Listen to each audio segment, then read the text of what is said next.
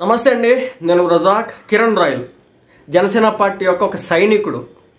నిజం చెప్తున్నా, ఆయన మీద ఆ రోజు ఆ ఎలిగేషన్స్ వచ్చినప్పుడు నాకు ఎలా రియాక్ట్ అవ్వాలో కూడా ఈ రోజు కూడా అర్థం కాలేదు. ఆయన వల్ల జనసేన పార్టీకి భయంకరమైన నష్టం జరుగుతుందే అని నేనైతే అనుకున్నా. ఎందుకన్నానంటే, ఒక జనసేన పార్టీలో ఆయన ఆ స్థాయికి ఎదిగినాడు అనమాట. అంటే ఒక పర్సన్ ఆ పార్టీలో ఉండడం కారణంగా అతని మీద ఒక ఎలిగేషన్స్ వస్తే పార్టీకే నష్టం జరిగిద్దనే ఒక మాట వచ్చిందంటే ఆయన ఆ పార్టీలో ఏ స్థాయికి ఎదిగాడో దీన్ని బట్టి మనం అర్థం చేసుకోవచ్చు.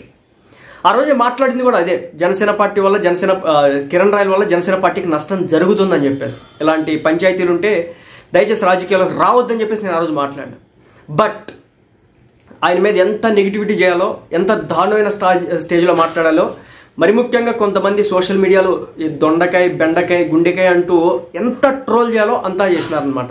సో ఇలాంటి టైంలో జనసేన పార్టీ క్యాడర్ అయితే కనుక ఒక పిల్లర్లా నిలబడిందంటే 100% నిలబడింది, ఆయన కోసం పోరాడిందని నేను చెప్పను. కానీ బట్ ఆయన ఈ ఇష్యూ నుంచి ప్రశాంతంగా జాగ్రత్తగా బయటకు రావాలని చెప్పేసి ప్రతి జనసేన పార్టీ కార్యకర్త కూడా కోరుకున్నాడు.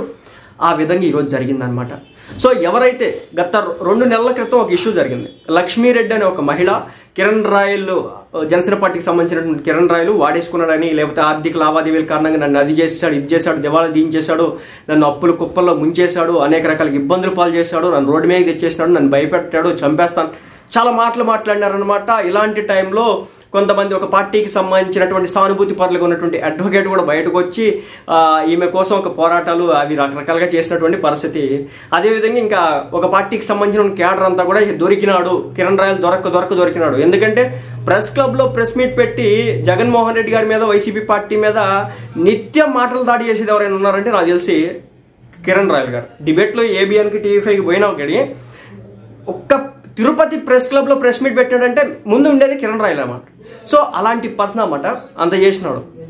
అయితే ఏంటంటే ఈ రోజున ఆమె బయటకు వచ్చిందన్నమాట, లక్ష్మీరెడ్డి. ఆమె బయటకు వచ్చి కిరణ్ రాయల్ గారికి సంబంధించి మొత్తం చెప్పింది. మాకేవైతే ఆర్థిక లావాదేవీలు ఉన్నాయో వాటన్నిటిని కూడా సాల్వ్ చేసుకున్నాం. ప్రస్తుతానికి మా మధ్య ఎలాంటి గొడవలు అయితే లేవు. అయితే ఏంటంటే ఆ రోజు నేను రిలీజ్ చేసినటువంటి వీడియోలో అవన్నీ కూడా నేను రిలీజ్ చేసినవి కాదు, కొంతమంది జనసేన పార్టీ నాయకులు కావాలని చెప్పేసి వాళ్ళు రిలీజ్ చేసినవి, అంతే తప్ప నాకు దీంట్లో ఎలాంటి ప్రమేయం లేదని చెప్పేసి ఆమె ఇంకో బాంబు పేల్చిందన్నమాట. మరి ఏ జనసేన పార్టీ నాయకుడు చేయించినాడో ముందే చెప్తున్నా, ఇంట్లో ఓడి పెట్టాడు కంట్లో పుల్ల అంటే మరి అదే అర్థం. ఏమంటే సొంత పార్టీలో ఉన్నటువంటి నాయకులే సొంత పార్టీ ఇంకొకరు ఎదుగుతుంటే దూలం దోపేటటువంటి పరిస్థితి అయితే ఉందన్నమాట. దానికి సంబంధించి మాట్లాడితే ఈమె చెప్పేది ఏంటంటే, ఒక్క వీడియో తప్ప మిగతావి నేను విడుదల చేయలేదని చెప్పేసి లక్ష్మీరెడ్డి చెప్పారు. కొన్ని పాత వీడియోలు బయటకు వచ్చాయని, జనసేన పార్టీ నేతలే డబ్బులు ఇప్పిస్తామని తన దగ్గర వీడియోలు తీసుకున్నారని ఆరోపించడం జరిగింది. మరి ఏ జనసేన పార్టీ నాయకుడు డబ్బులు ఇచ్చి వీడియోలు తీసుకున్నాడో కొంచెం తెలియాల్సి ఉంది. ఎందుకంటే ఒకటి, కిరణ్ రాయల్ తన పర్సనల్ లైఫ్లో ఏదో జరిగితే కనుక ఒక జనసేన పార్టీ నాయకుడు వచ్చి మరీ డబ్బులు ఇచ్చి మరీ ఈమె దగ్గర ఉన్నటువంటి ఎవిడెన్స్ కలెక్ట్ చేసుకుంటారనో, లేకపోతే ఆ వీడియోలు బయట పెడతానో ఇచ్చేప్పుడే నాకు అర్థం కాదు. వారి నుంచే ఇవి బయటకు వచ్చాయన్నారు. వీడియోలో ఏం మార్పులు చేసి బయటకు వదిలారో తనకు తెలియదన్నారు. జనసేన పార్టీ జిల్లా అధ్యక్షుడు హస్తం ఇందులో ఉందన్నారు. వీటితో తనకు సంబంధం లేదన్నారు. పార్టీల పరంగా ఉన్న విభేదాల్లోకి తనను లాగొద్దన్నారు. తనకు చాలా డ్యామేజ్ జరిగిందని చెప్పేసి లక్ష్మీరెడ్డి చెప్పడం జరిగింది. అయితే ఏంటంటే ఈరోజు ఆమె ప్రెస్ మీట్ పెట్టడం జరిగిందన్నమాట. ప్రెస్ మీట్ పెట్టి కిరణ్ రాయల్తో తనకి సంబంధించినటువంటి వివాదాలన్నింటినీ కూడా రాజీ చేసినట్టు చెప్పారు. కిరణ్ రాయల్తో ఆర్థిక లావాదేవీలన్నీ కూడా సర్దుబాటు అయిపోయినాయి. తన కుటుంబ సమస్యల వల్లే బయటకు వచ్చాను, కానీ రాజకీయ పార్టీలో తనను వాడుకున్నాయని చెప్పేసి లక్ష్మీరెడ్డి ఆరోపించడం జరిగింది. 2 పార్టీల వాళ్ళు ట్రోల్స్ చేసుకున్నారన్నారు.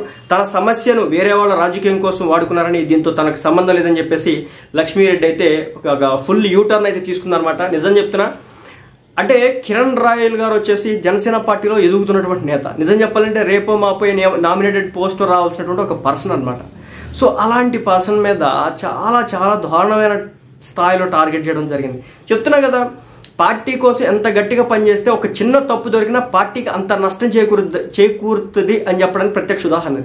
సింపుల్ స్పేస్లో కనుక ఒక చిన్న సూదంత ఆబ్జెక్ట్ చాలు భూమిని లేపేయడానికి. అంటే ఇక్కడ జనసేన పార్టీ అనేది ఇంత పెద్దది అనుకుంటే, ఒక సూది కిరణ్ రాయల్ లాంటి వాళ్ళు అనుకుంటే కనుక అవి చాలు పార్టీని ఇబ్బంది పాలు చేయడానికి, అంటే ప్రత్యర్థుల చేతుల్లో అస్త్రం పెట్టడానికి. మన పార్టీ మనం నీతులు చెప్తాం, తప్పు చేసిన వాడిని ఏకి పారేస్తాం. అలాంటిది మన పార్టీలో ఎవరైనా చేసాం అనుకో, వాళ్ళు ఎందుకు వదిలిపెడతారు, కావాల్సినంత చేసుకుంటారు. అదే జరిగిందనమాట. కాబట్టి ఏదేమైనప్పటికీ కూడా కిరణ్ రాయల్ ఈ ఇష్యూ నుంచి అయితే బయటకు వచ్చేసినారు. ఇంకా పార్టీ దీనికి సంబంధించి సస్పెన్షన్ అయితే చేయలేదు. బట్ ఏంటంటే పార్టీ కార్యక్రమాలకి అయితే దూరంగా ఉండమని చెప్పింది కిరణ్ రాయల్ గారిని. మరి ఆయన ప్రస్తుతానికి అయితే దూరంగానే ఉన్నాడు, ఏ మాటగా మాట. అప్పటి నుంచి పెద్దగా డిబేట్లకి అయితే కూడా ఎక్కడ కూడా రాలేదనమాట. జనసేన పార్టీకి సంబంధించి అఫీషియల్ దేంట్లో కూడా పార్టిసిపేట్ చేయలేదు. బట్ ఏంటంటే కడిగిన ముత్యంలా బయటకు వచ్చాడంటే ఇంచుమించు అలాంటి ముత్యంలానే బయటకు వచ్చాడని నేను చెప్తా. మరి తెల్లటి ముత్యమా ఎర్రటి ముత్యం అనేది మీరే వేసుకోవాలి. ఎందుకంటే ఎవరు ఏ నోటితో అయితే ఒక మహిళ మాట్లాడిందో అదే నోటితో ఇది నేను చేసిన పని కాదు, ఇవి నాకు సంబంధం లేదు. కిరణ్ రాయల్ గారు కూడా అదే చెప్పారు. ఏమంటే ఇవి మార్పులు చేసినారు, ఏఐ ఉపయోగించినారు, కాబట్టి నాకు దీనికి సంబంధం లేదు, ఏదైనా ఉంటే ఫారెన్సిక్ చేసుకోండి, సో నేనే కేసు పెడతా అని చెప్పేసి మన ఉమేష్ చంద్ర గారితో ఆయనతో కూడా అడ్వకేటే రంగంలో దిగినటువంటి పరిస్థితి. ఏదైనప్పుడు కూడా మంచి సర్దుబాటు అయితే జరిగింది. ఇంకోసారి ఇలాంటి పెంట పనులు ఏమీ రాకుండా చూసుకోండి. ఇది కిరణ్ రాయల్ గారికనే కాదు, పార్టీలో ఉన్నటువంటి ఏ లీడర్కైనా.